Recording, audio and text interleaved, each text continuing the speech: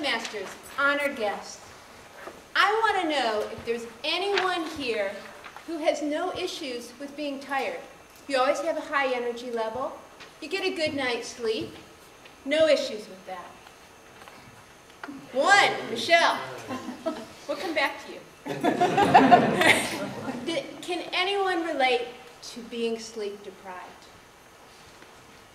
All right, lots of hands. Let's talk about it. Tonight, I am going to talk about the research on sleep deprivation, and I'm going to focus on sleep and weight gain, sleep and exercise. But first, let's go back a couple years. I know a woman who was in a hurry in the morning. She rushed over and buckled in her baby daughter. She hurried to help her preschool son buckle in. She gets into the front seat. She makes sure the kids are behind her, they're fine, glances back, backs out as fast as she can. Bam!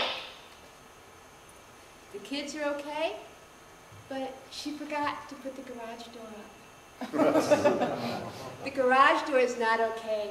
The car is not okay. The one thing she can think of, I have got to get a good night's sleep. According to research, this is what sleep deprivation does to us. It's not an exhaustive list. Depression is not even on there, and depression is huge. This list could go on and on and on. But what stood out to me while I was looking at the research was hallucinations. That got me thinking back in college. I did something foolish. I went over 3 days without sleep. Spinals. About the third day, I'm sitting in class, and my professor's talking. And I think of a question. Then a minute later, I think, did I ask the question, or was I just thinking of asking the question? Now, if I asked the question, he would have answered. So I said to him, well, what did he say? Did he answer me? And my whole mind just muddled. Then I started thinking about first grade. So my classmates and funny things we did. And I look out the window, and I swear I thought I saw somebody from my elementary school. I lost it.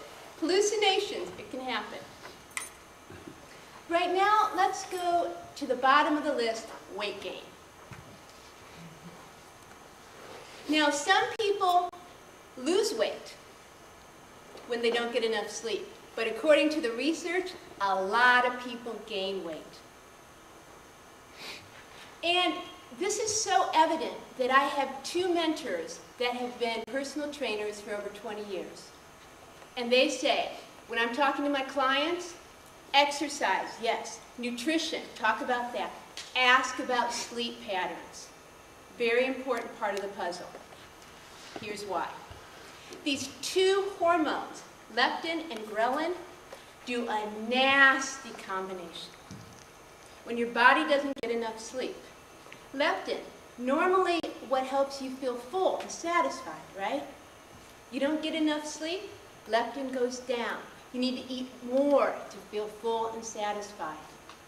Ghrelin, at the same time, that gets your appetite going, goes up. You have to eat more food. Your body's trying to overcompensate for not getting a good night's sleep. Pretty rough. Now this is counterintuitive. You're already exhausted.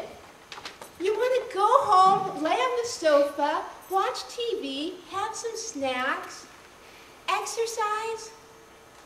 But the research says if you want a good night's sleep, it's the exercise that is what is going to help you.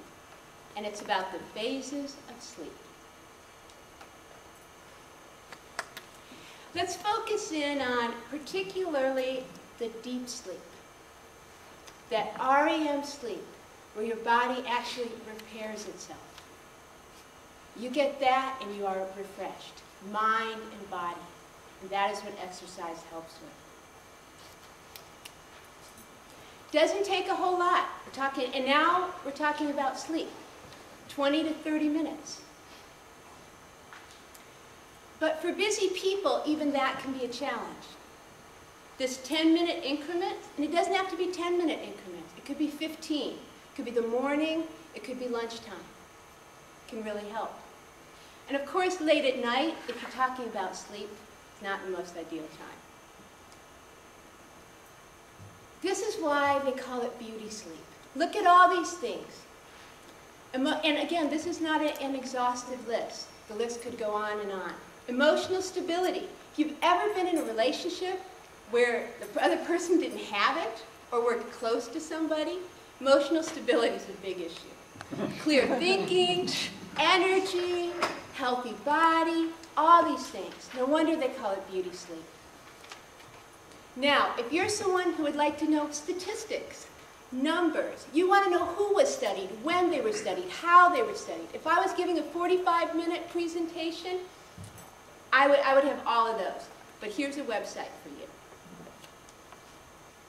But right now, my wish for you, tonight, and every night, if at all possible, a good night's sleep. Mr. Toastmaster.